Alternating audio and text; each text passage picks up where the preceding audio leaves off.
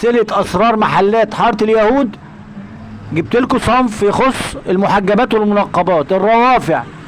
الروافع دي لازم تبقى في اي محل خردوات اكسسوار والمكياجات كمان. نبدأ ونسمي في المفاجأة اللي جاية الحلويات اللي جاية. اول حاجة اسم محل معروف وحاجته نظيفة وسعره تمام. خد الكارت كده اهو.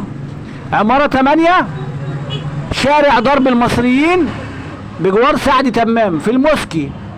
شارع درب المصريين فين؟ عمارة 8 حمادة ابو الوفا. دي تفاصيل العنوان للطرح والمحجبات. ده من انضف الناس اللي شغالين في المواضيع الروافع بتاع المحجبات والمنقبات. حمادة ابو الوفا عمارة 8 شارع درب المصريين بجوار سعد تمام في الموسكي. خلصنا من عنوان. دي اول حاجة.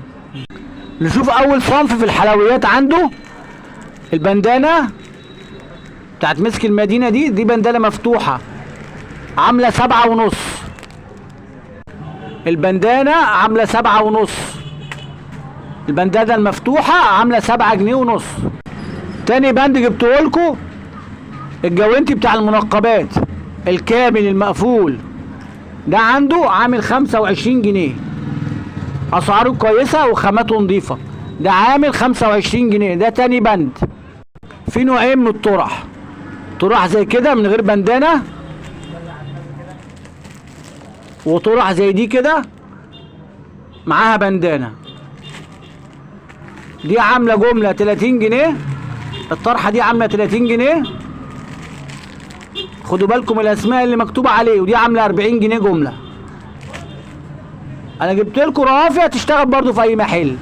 كعادتي ان انا لو انت هتعمل محل وعملت ال 5000 صنف اللي بقول عليهم بسم الله ما شاء الله ربنا يكرمك. وبالذات لو روافع الناس مش هتستثقل ان هي تشتريها. نصايح وخبرة السنين.